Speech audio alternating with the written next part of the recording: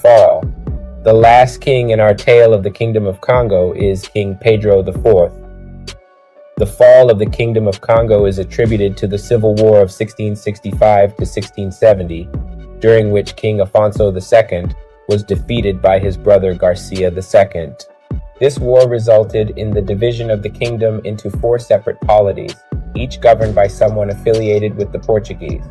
This alliance between Congo and Portugal had started as an equal one, in which the ruler of each kingdom would guarantee the succession of the heirs of their own kingdom, but once the Congo elite fractured in the civil wars.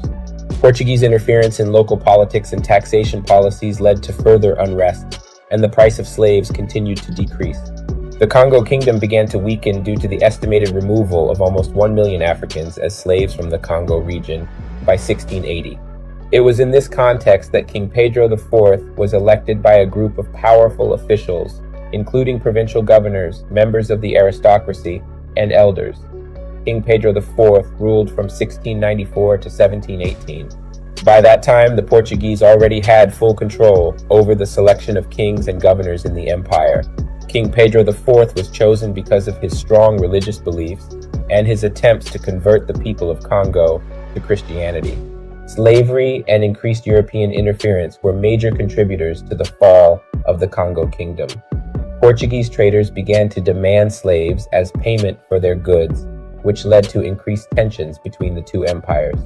The Portuguese not only took over political power, but also disrupted the traditional social and economic structure, leading to a decline in production and trade. King Pedro IV tried to restore the kingdom by establishing the Saint Antoine Congolese religion, but also created a royal cult which spread Christianity throughout the kingdom. Pedro IV was also responsible for the expansion of Mbanza, Congo, the capital of the kingdom.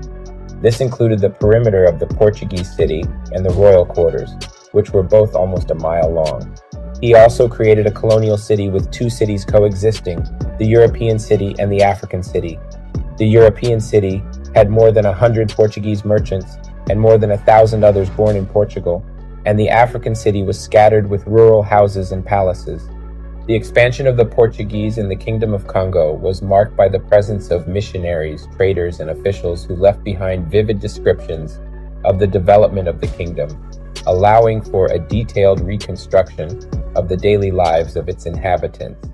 King Pedro IV left a small mark in the history of the kingdom due to the context in which he was born. By the time he ascended to the throne, the kingdom had lost control of its own territories. Trade was weak, and the economic structure depended on trade with Portugal. This is how the Congo Kingdom fell.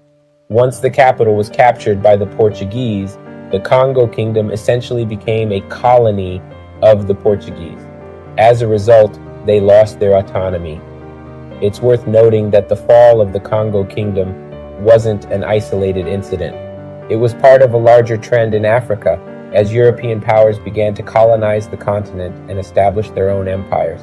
The Congo Kingdom's fate was similar to that of many other African kingdoms and societies. It's important to also highlight the unique aspects of the Congo Kingdom, from its humble beginnings to its subsequent growth. The arrival of Portugal and Christianity had a profound impact on the kingdom, and the kingdom continued to be ruled by outside forces. The impact of religion on daily life cannot be understated. This made it harder for commoners to imagine life without Portugal. Chapter 10. White Devils from the West. Before the 16th century, most Africans on the continent had never seen a real white face. Since in many societies, all devils and other evil spirits were white, the ritual to ward these off was always led by chanting dancers whose faces and bodies were hideously painted with white chalk. That there were, in fact, white humans living, white devils, was unbelievable. Probably few reports are better known than those of first contacts, where the boldest of the unbelievers would venture to rub the skin of the whites to see if the paint would come off, because they'd never seen white people before. So once they saw a white person, thinking that was a white devil with the white chalk on real good, can the white chalk be rubbed off? Over 1,000 years had passed since Assyrians, Persians, Greeks, Romans, Arabs, and Turks had taken over Egypt, and Arabs now also ruled the eastern Sudan. Arab Hebrew rule was steadfast in isolated Abyssinia, while the Arabs along the east coast operating from their Zanzibar stronghold had not themselves ventured far into the interior. Their Afro-Arab agents generally spearheaded slave hunting operations. Ghana and Mali had disappeared, and now Songhai was making its last stand against Arab, colored, and Berber armies from across the desert. Even there were black armies clashed with invading white armies.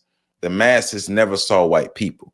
This refers not only to the countless thousands who fled upon the approach of enemy troops, but also to those who remained scattered over the country in their villages. Now things were changing rapidly, and the people were becoming sharply aware that they were being hemmed in from all directions. To begin with, the Arabs were spreading out and penetrating formerly forbidden borders of black states. Being the longest of the whites in Africa and the freest in amalgamation, because of this, there were millions of brown Arabs, dark-skinned Arabs, and near white Arabs. They could therefore enter black territory from which whites were barred. These black Arabs, many were unmixed, confused African leaders everywhere, increased the tensions and tribal wars among them, and helped mightily in destroying the independence of African states. Having discussed this in connection with the fall of the Maasai states and elsewhere, my return to the same subject again is to keep a focus on the racist self-imposed chains as well as those imposed by the whites. A further reason is that blacks themselves do not like to discuss these internal handicaps at all, not even among themselves. We prefer to pretend that certain things do not exist. This, in fact, in itself is a weakness that strengthens the white power position over the blacks. The Portuguese were the first white European people to arrive in West and Central Africa. They were not long in adopting the Arab strategy and dividing the blacks against themselves, a strategy since adopted by all white people. Welcome back, welcome back, welcome back. Happy Monday. Welcome back to On the Shoulders of Giants. I am Joseph Ward, continuing my reading of Chancellor Williams's book, The Destruction of Black Civilization. This is chapter 10, White Devils from the West. And we will be covering the Kingdom of the Congo-Angola area, and how the Portuguese came in and disrupted everything in the area, but also spurred the slave trade that brought the worst out of a lot of African people. See, what I like about this book, or what I love about this book, is the honesty and the truth, because I believe that if we're going to tell Black history, we need to tell it right. And yes, all Black people were not good, and we need to know that. We need to understand how to tell if the enemy comes in our own skin. It's easy to see a white devil, but it's hard to understand the black devil. See how I said that? It's easy to see a white devil, but it's hard to understand the black devil. You won't even see the black devil. You won't even understand what you're looking at. But if we learn from history, that'll give us a better view of what we're dealing with, even from the white devils and the black devils, right? Because some of these black people are devilish. But what we're learning also is that these things are parts of humanity and parts of how people existed over time. We've learned about kingdoms that have risen and kingdoms that have failed. Like we just read, a lot of these kingdoms failed because of the internal strife. The internal strife broke them down, and then when the invaders came in, they were primed and ready. They were primed and ready to fall. And we've seen that from Egypt, and now we're going to read that about the Congo, right? And we're talking about from the unification of the first kingdom in Egypt. Now we're in the 1400s. We're in 1488, right? That's what this has been happening over thousands of years, and it's continued to happen because remember, now in the book we're reading, well, we're picking up in the book, that's what I mean, it's 1488, but it's 2025 in real life, and we're still falling for the same tricks, but we still don't know our history. But that's why we're doing these readings.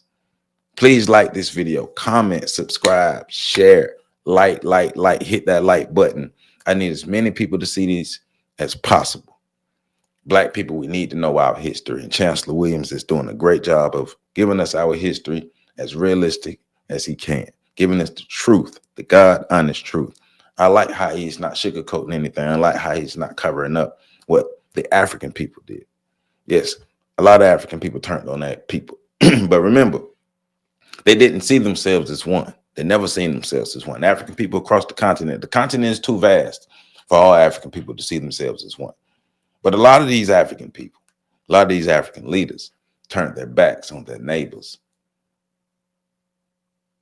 either to protect themselves, or I would say overall to protect themselves, but also to enrich themselves.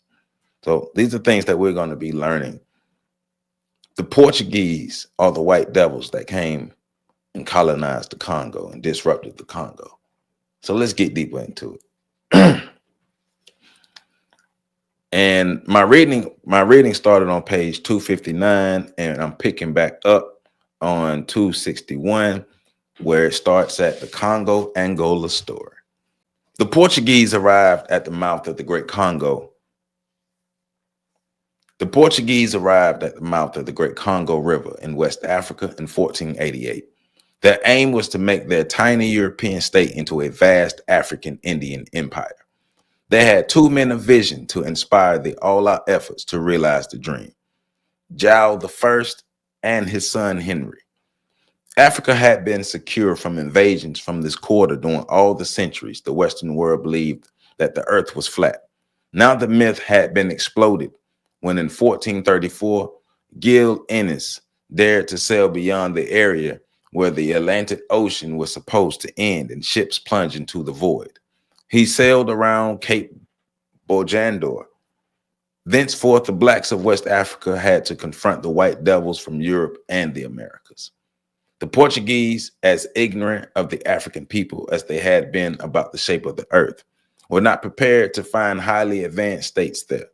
The Kingdom of Congo was their first great surprise because its political structure and expertly organized administrative machinery equaled that of Portugal or any other European state known to them. That system requires no discussion here because it followed the same constitutional pattern as that of the other African states already described. The Congo's economic system of agriculture and handcraft industries, organized into guilds, where the same apprenticeship training for all skilled occupations was the same. And the general pattern for social organization was also the same as other African societies, right? So basically, most of these African empires that we're discussing, remember the code was the same for all of them. The African code was the same. The Congo Kingdom was prosperous, carrying on external trade by both land and rivers, with states farther north, east, and west. The states to the south later to become Angola, where in an uneasy commotion due to the increased presence of foreigners on the coast, on nearby islands, and now sailing up the rivers toward the interior. Migrations from the Angola states increased, even though the Portuguese were then bypassing the region in favor of the more highly advanced Kingdom of Congo. Or was it the flight of so many potential slaves from the coastal areas that caused the Portuguese to move up the river closer to the population centers? Was it more likely a strategic move? By establishing a stronghold in the Congo Kingdom, the Angola region would be caught between Portuguese armed forces and the Angolan northern border, and those on the seacoast and offshore islands. In short, Portugal was getting in a position to take over this whole region of the blacks. Many historians and apologists for Portuguese imperialism in Africa use the Congo Kingdom as the classic example of the Portuguese policy of racial equality, for they did not themselves declare this to be their policy, and did not the King of Portugal himself address the King of Congo as brother. What happened was that the Portuguese captains had met Congo leaders, not just the king, who were in fact not only their equal, but men so anxious to advance their nation further that they were willing and anxious for anything new and better that the white man had to offer. They took the Westerners at their word, because that's how black people rolled, right? They took the Westerners at their word. They had painted their monarchs as the greatest king in the world, that had advanced to a pinnacle of civilization under the guidance of a universal religion that was headed by a supreme pontiff who was appointed by the Son of God himself.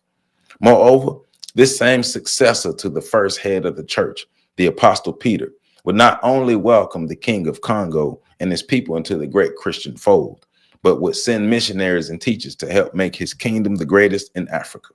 Portuguese records indicate that far more than religion and Western education was offered.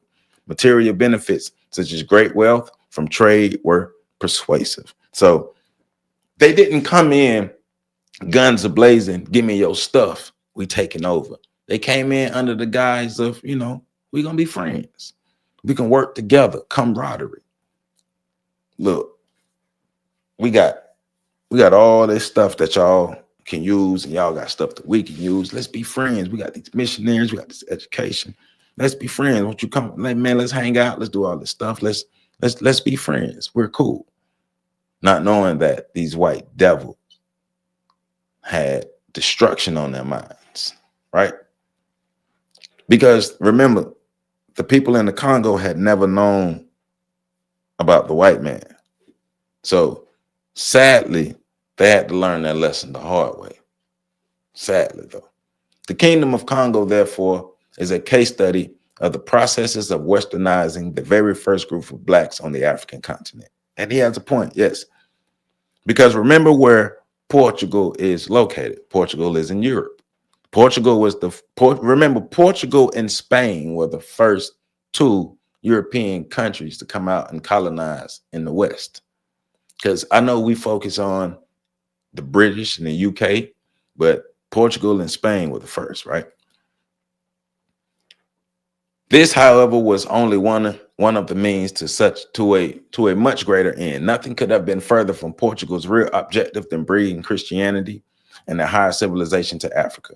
Christian civilization served as the charm words in the white man's magic with incantations, which hypnotized both his victims and himself. They believed they were being introduced to a better life, while the latter convinced himself that even the enslaved people were better off under the white standard for civilization, besides which there was no other. He was therefore serving God himself in Africa. For did not the churches throughout the Western world so proclaim? And were not the Christian missionaries the most effective servants of empire? The court of Lisbon had planned well. For such a mini state as Portugal, an ambition for an empire bigger than the continent of Europe, and then daring enough to operate a plan. This must compel a degree of admiration for the kind of Caucasian genius and uninhibited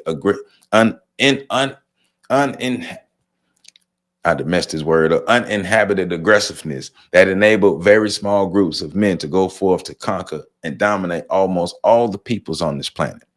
Portugal's presence in the West and Central Africa aimed at nothing less than building an empire across Africa from west to east, from Atlantic Ocean to Indian Ocean, a vast swath across the continent that will also serve directly as the imperial highway connection to the projected Indian Empire. Remember, they wanted to get to India first. The African Indian Empire was Portugal's grand design. The Congo interlude was merely a needed stepping stone and base of operations. But they were smart enough to realize that the foundation for a permanent empire in the land of another people and build with their own sweat and blood would be more successful if the minds of the people could be captured first.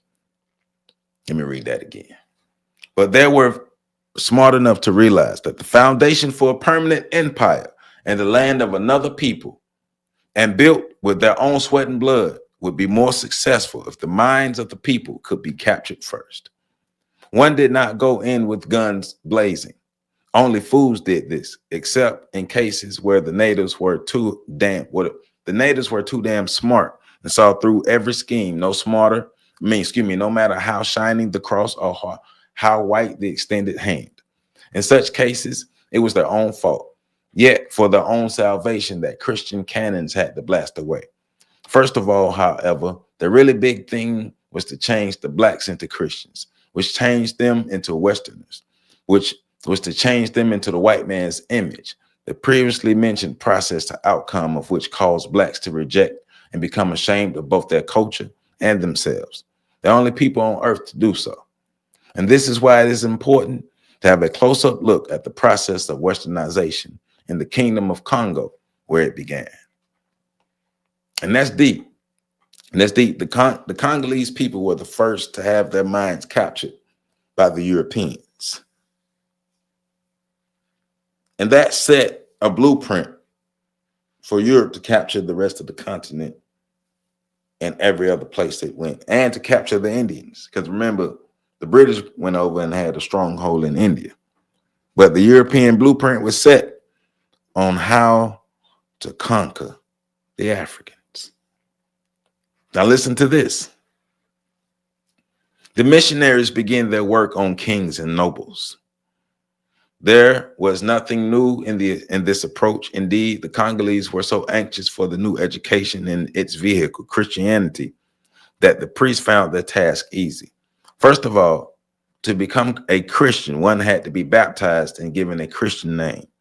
Christian names were Western names, and they took the form used in the conquering country.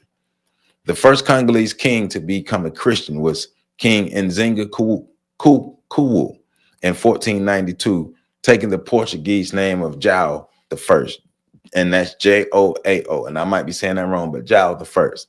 Hundreds of other blacks immediately followed his example: princes, chiefs, ministers, and some of the masses. The most notable Congolese kings who became black Portuguese were Afonsos, Alvarez, Dom Pedros, Diogos, etc. And the gentleman talked about Afonsos and Pedros and them in the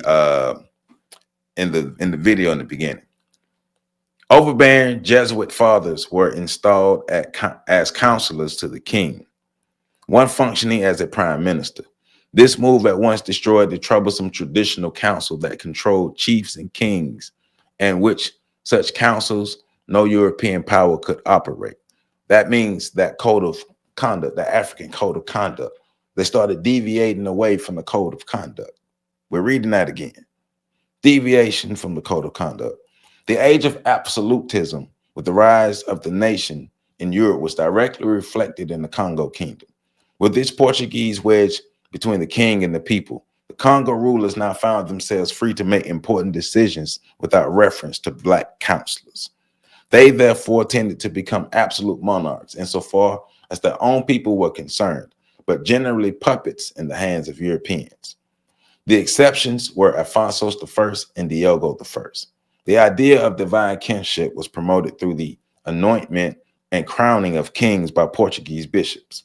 Kings now ruled as sons of the church, chosen by divine decree to serve it. This means serving the Portuguese by meeting their demands, always made as friendly suggestions from brothers who were equal in Christ. Even the traditional political system was made to appear as a Portuguese creation, right? Because we know that African code of conduct was in place first, right? It was already highly and efficiently organized before any European came, organized with each village and town under a chief called Mani. Each district under a Mani and each of the 6 major provinces that made up the kingdom was under the administration of a governor, also bearing the title of Mani. Now, in addition to the widespread use of Portuguese names, important Portuguese titles appeared, such as dukes and infantes, and a new class of princes, hitherto never used in Africa because the Western conception of royalty was absent. Here, then, is another case where the external influence, school, can have a field day, since nothing is better known and nowhere denied than the fact that Africans who adopted European and Asian institutions such as Islam and Christianity, for example, were not only influenced by them, but often transformed into Black Arabs, Black Portuguese, Black Frenchmen, Black Englishmen, and so on, right? In fact, it was this very transforming external influence that played a decisive role in first destroying the best in African civilization, while at the same time giving worldwide publicity to all remaining elements of barbarism that could be found. The new masters of the continent were in the position of all power and could therefore make their viewpoints the viewpoints of the world.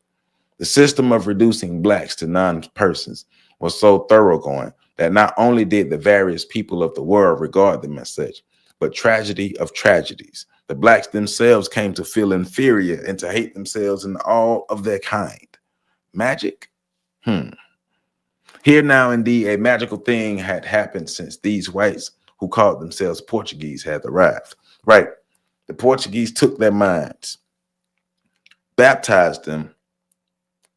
The Africans converted to Christianity. They gave them Christian, or they gave them European names. So they are Europeanizing them and taking their Africanness away from them, reshaping their minds into the mind of a European, how the European would get down. And that's making them easier to be conquered. You don't have to go in with guns. Just send missionaries. Ever since I read this book the first time years ago, I've been side-eyeing missionaries ever since. As the 15th century moved on toward to the 19th, the Europeans became less and less white devils and more white masters, backed up by an awesome firepower. Let me read that again. As the 15th century moved toward to the 19th, the Europeans became less and less white devils and more white masters, backed up by awesome firepower. White was no longer the face of evil in the black world. It had changed places with black. Now black was the badge of evil. All that was bad, even bad luck. To make a white man look evil, you had to dress him in black. Life's final tragedy, death, called for the mourning in black. Happy events such as baptisms and weddings require the wearing of white. God himself, being white, had cursed the blacks and had made them servants of man. Man being white, for was not he made in the image of God? To worship God, in effect, was to worship the white man. A volume could be written on the sources of these little psychological gimmicks that are now so deeply embedded in cultural thought that they are taken as a simple matter of course to require no comment. Yet they are the subtle weapons which have been more devastating in conquering the blacks and reducing them to an inferior status than armed might. Caucasian victory was complete and seemingly perfect when the blacks throughout the world joined the whites in glorifying all things white and condemning all things black, or even tinged with black, including themselves. Here we are at the very heart of the race problem, this self-abnegation. I know I messed that word up, but self-abnegation, self-effacement, the loss of self-identity by cutting their roots at the past and thereby losing the very links with their history from which a people draw strength, inspiration to move forward to even higher ground, and in fact, the reason for being. In short, the incongruous attempts to replace his own values with those of white men, the black man lost his own personality and therefore his manhood, almost absolutely. Remember, Dr. Wilson talks about that, right? Nearly 500 years have passed since the first Europeans landed on the coast of West Africa, and the phase of transforming blacks from men to half men began. Yet, even with this long background, there are countless millions of frustrated blacks, frustrated by the perpetual annoyance of the blurred vision and the blank wall as they struggle to see life through the eyes of the Caucasians. I'm telling you, look, it's the total taking over of a people. How do you totally subjugate a people?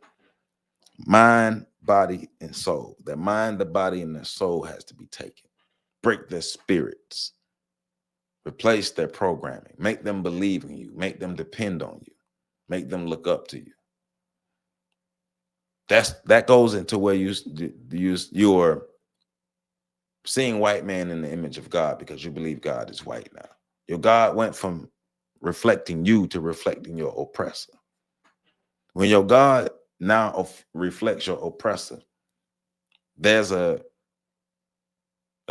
mental struggle that goes on, because if you fight your oppressor, then you fight God. And do you really want to fight your God? Because now your oppressor is the image of God.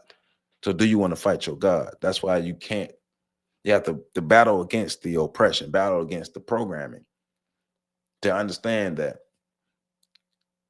a group of people will make their God, their image of God will reflect them physically.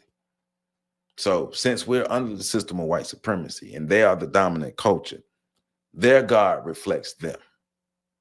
But we have to remember who our God is, and our God reflects us.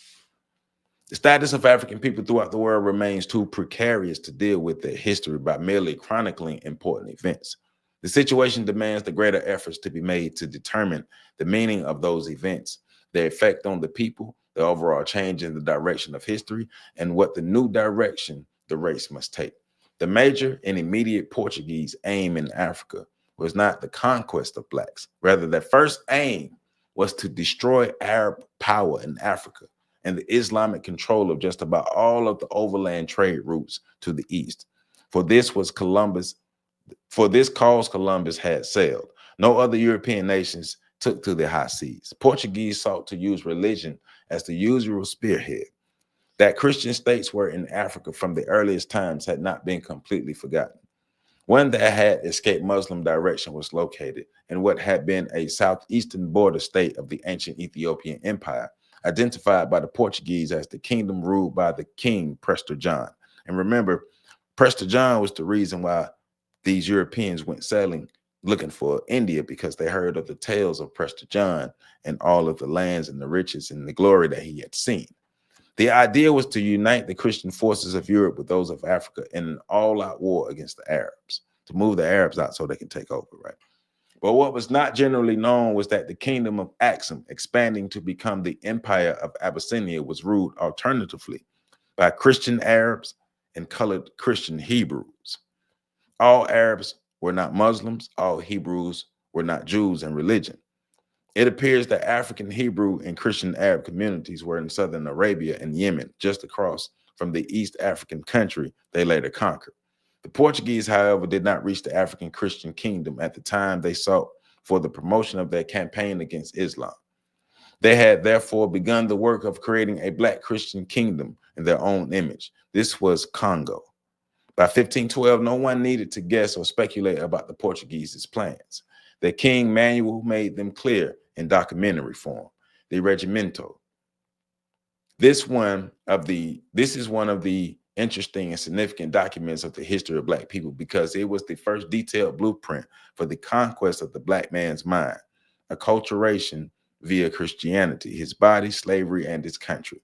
This historic document, however, was couched in all-enduring words and phraseology of equality and brotherly love, from which fact historians have declared the Portuguese African policy to be one of equally replete with humanitarianism. And like he's getting at, it's full of bull, because it was code words for the Portuguese to take over the Congolese kingdom. But the Congolese king, Alfonso, his Portuguese name notwithstanding, saw through the elaborate plan to reorganize his country and began to throw up roadblocks, albeit too late. Manuel levied on the king a heavy tribute in slaves, ivory, and copper to pay the cost for his Christian civilization program in the country. His various expeditions there, and for the huge expenses in connection with the education of a few Congolese children in Portugal, including the king's son. Manuel's next most important move was to make certain that his Code de Congo was carried out. He therefore sent Semino de Silva, both his ambassador and effect governor general or viceroy of Congo. While Semino de Silva's real functions were clearly outlined, these were covered over by the usual title of courtesy, advisor to the king or king's counselor. In this capacity, he was to co-administer the nation and supreme judge, and had control over army and finance. He was to have a comprehensive geographical survey of the country to determine the extent of its natural wealth for direct exploitation. Things got out of hand quickly. The Portuguese settler population, based mainly on the coast of offshore islands, desired the quicker riches that would flow from the increasing demand of black slaves. The settlers therefore pursued a more aggressive course of action, ignoring Lisbon's court's attempt to cover the real operations with friendly language of diplomacy. Up to the 16th century, the people who were calling slaves were not slaves in the modern sense, but laborers, either captured as prisoners of war or persons imprisoned for various offenses. And remember, Anthony Johnson in the 1600s in the Americas was the first to kick off the chattel slavery, which changed things. And Anthony Johnson, unfortunately, was a black man. But So during the first stages of the slave trade, many African chiefs and kings actually thought they were supplying workers needed abroad and at a great profit to themselves, right? Because of the indentured servitude aspect of slavery that had always existed until lame ass Anthony Johnson. They had had no experience with the white man's slave system or its equation of race. Not at first, we have said, but as decades passed, the Congo states is a good example. Many Africans became enmeshed with the horrors of the trade, knew what they were doing, and in the pursuit of guns and riches became as brutal as the whites in dealing with their own kind. Every group has sellouts. Every group has William O'Neills. Every group has Anthony Johnsons. Every group has people who have no backbone, no spine, no allegiance, who stand for nothing, so they fall for anything, and they are pets to the oppressors. Guns.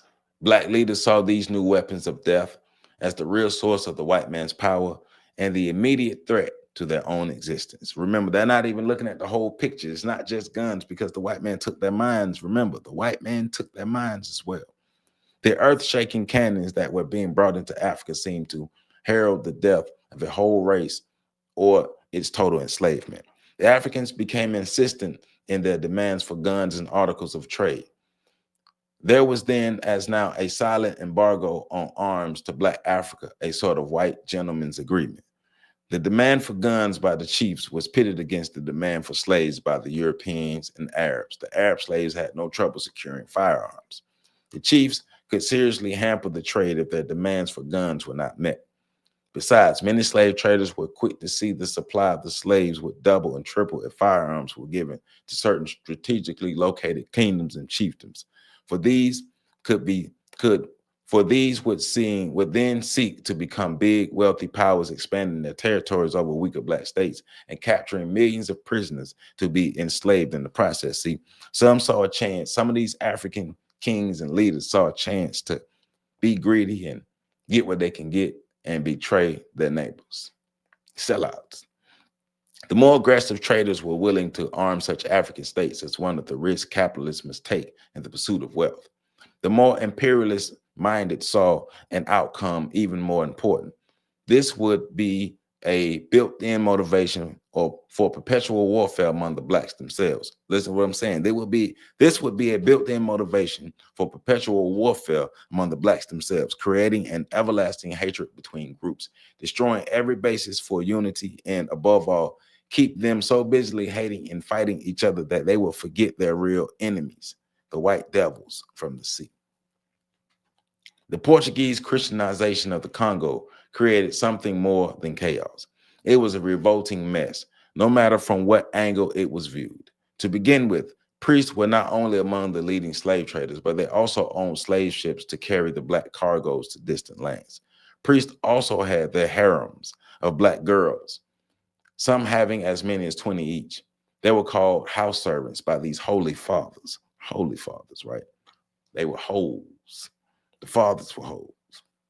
The great majority of the whites were the scum of the land from which they came. Even the half-educated priests were generally the very lowest character morally than otherwise. The slave situation became more and more desperate and out of hand as every white man down to the lowly worker became a traitor. The builders sent over to erect fortifications and other permanent installations for the Portuguese, stone and brick masons, carpenters, engineers, painters, metal and other craftsmen were all slave traders. Sailors and unskilled Portuguese laborers had their own quotas of slaves, especially slave girls. For let this truth emerge from the many facts which are buried, and let it stand out clearly. One of the main attractions of slavery and the magnet that drew thousands of white men was their sexual freedom unlimited with all the Black girls and women who were enslaved and helpless in the power of their masters. These wholesale raids on Black women continued to swell the mulatto population, the majority of which, again, as in the case of Egypt and the Sudan, became the faithful servants and loyal representatives of the conquering races to which their fathers belonged. Right. That's another tactic, another wave to come in, capture their mind, capture their spirits, use arms, and then create your own Create your own kind. Create the kind of people who look more like you, that will favor more like you, that will want more of what you have, that will increase your power.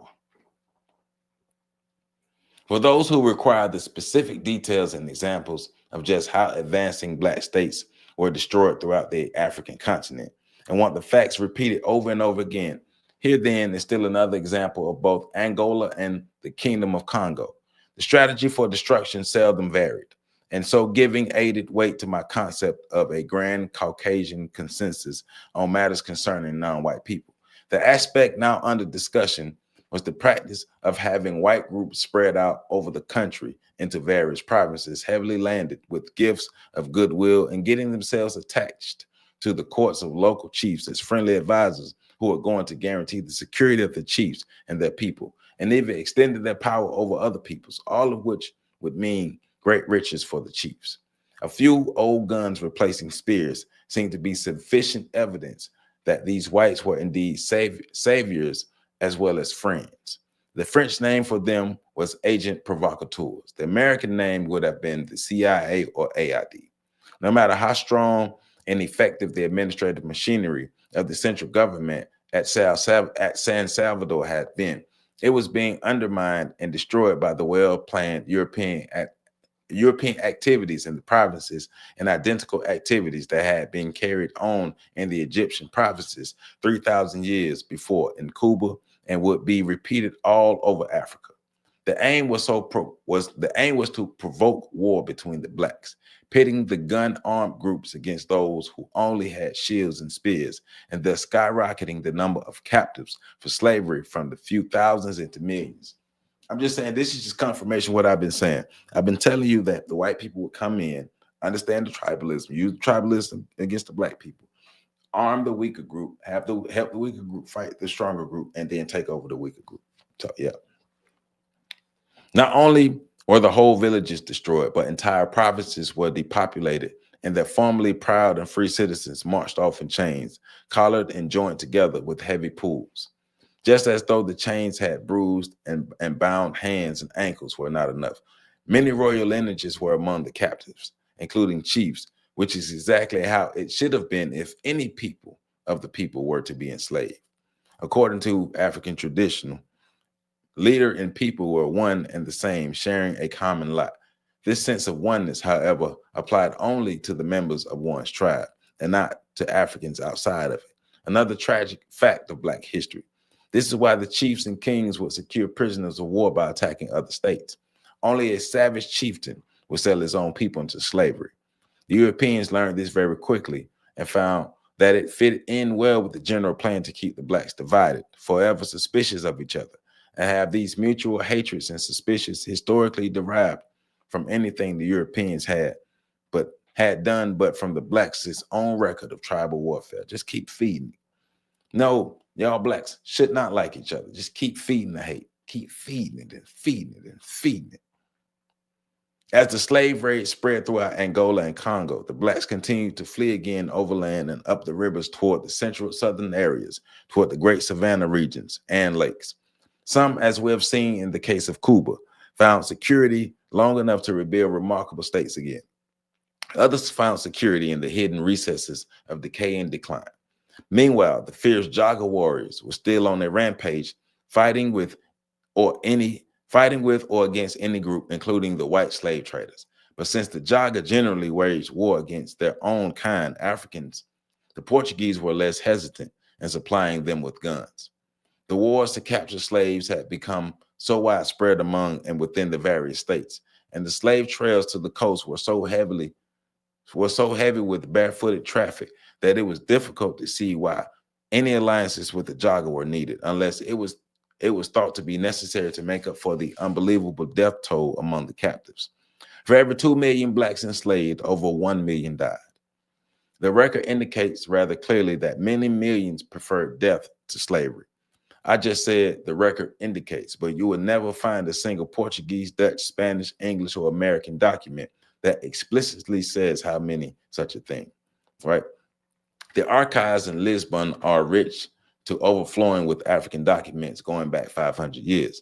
By wading through the great mass of such written records, the historian often gets a picture that was not intended for painting and messages from the same documents which were not sent, which is merely another way of saying again that written documents often reveal far more than authors intended. You will therefore search in vain for an account written as the following. So it is not true that all women and even children were likewise marched in chains. This would have been unnecessary anyway, because we had learned that these black women were so loyal to their men that they would follow them even into hell. Oh man, we have come so far from that. We fell so far from that. Capture their men and you do not have to capture them. Yet many of these same women would seek death directly by attacking us and our armed guards. These, of course, were beaten and chained the same as their male slaves. Another problem was the large number of suicides during the 200-mile trek to the slave pens on the coast. The greatest number died from poison, which hundreds of women would conceal on their bodies for the purpose of passing it to their friends and kinsmen in the darkness of the night before giving it to their children and finally taking it themselves. All this slowed us down during the night when we should have been moving faster because it was cooler. Yet the dead and the dying had to have their chains chopped off from the living. Many babies were deliberately smothered to death by their dying mothers. We do not believe that there were other deaths were caused by the long march, as some allege. For while it is true that we ourselves are carried in hammocks and barriers and bearers are chained every 10 to 15 miles, the biggest and strongest boys are selected to carry us. They are usually between 20 and 30 years old. They also collapse sometimes, but only 5 have died during this year. It must be remembered that these blacks are quite used to walking very long distances with heavy burdens. There are many problems in this business. The captains taking it easy on the coast are always complaining about our slow movement and the many weeks it takes on the march. They never take into account how much we're slowed down by trampling and stumbling over the skeletons and rotting dead bodies of slaves that went along these trails before us, sometimes years before. The stench of those who died recently is unbearable, yet we bear it. We also lose much time trying to find routes down which we are free of the dead and dying. Then there are scores and scores of perfectly healthy bodies who drop dead without any apparent cause. Some say they die out of sheer spite, another way of defeating us. We work in fear, for our guns are often useless in the increasing number of ambush attacks along these death-ridden trails.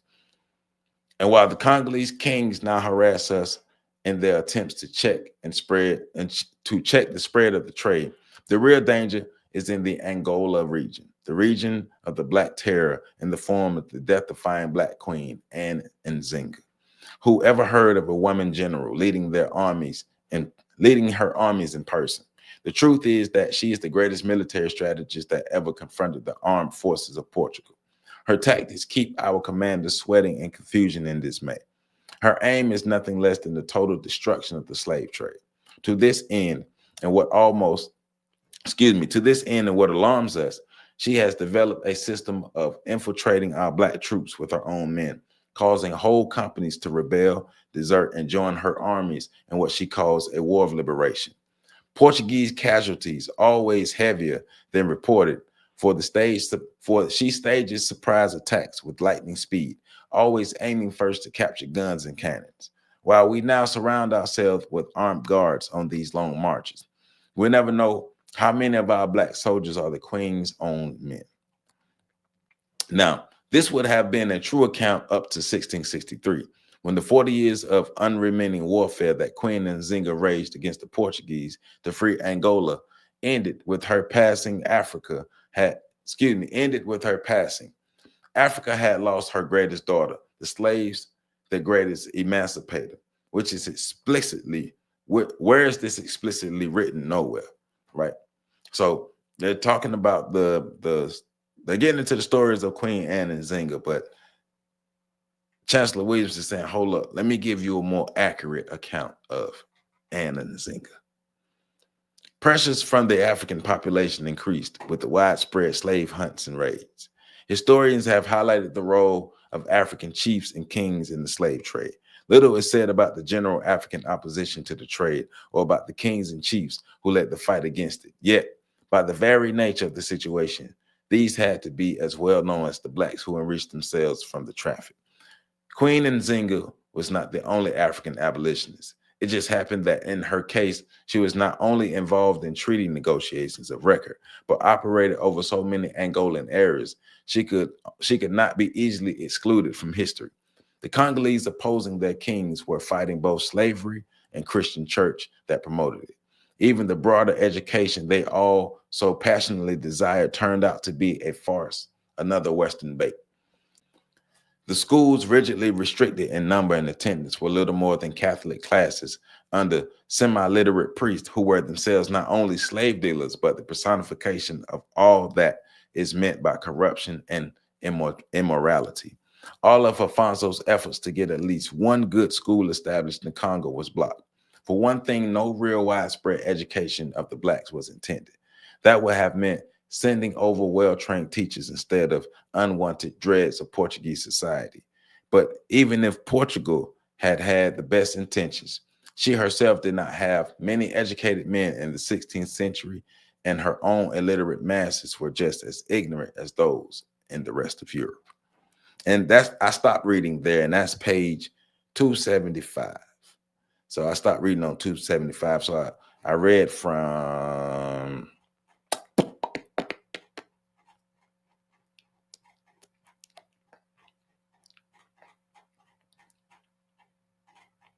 I read from 259 to 275. So that's the first half of chapter 10, 259 to 275. The first half of chapter 10, then we're going to come back for the second half of chapter 10. But we're getting into how the Portuguese gained a stronghold into the Congo, Angola area. Remember, mind, body, soul, land. Mind, spirit, body, land. I say it like that. Mind, spirit, body, land. Mind, spirit, body, land. Take their minds, take their spirit, take their body, and take their land. Then you can control these people. Mind, spirit first, and then take their bodies. Now, if they are too smart for the mind and their spirit to be taken, then you got to go to the body. You got to bring the arms out. But remember what we're learning. Remember the repeated lessons that Chancellor Williams is teaching us. That's what's so amazing about this book. It's just simply telling us the stories, but there are common themes: the internal strife and the external ways that they use, taking their mind, their spirit, their body, and their land. We got to do better. Let's learn. Let's learn. Let's learn. Let's learn. Let's learn. Let's do better. Let's grow. Let's go. Let's get better. Remember to like this video, comment, subscribe, share. If you want to support myself, Patrick, or PC, links in the description. If you don't have your copy of Destruction of Black Civilization, that link is in the description as well. Remember to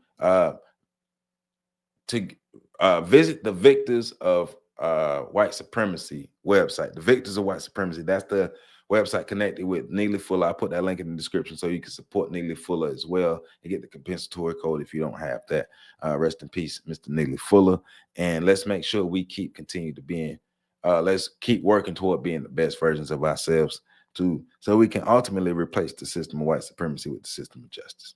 I love y'all. Y'all make sure y'all have a nice day and catch the next video coming up.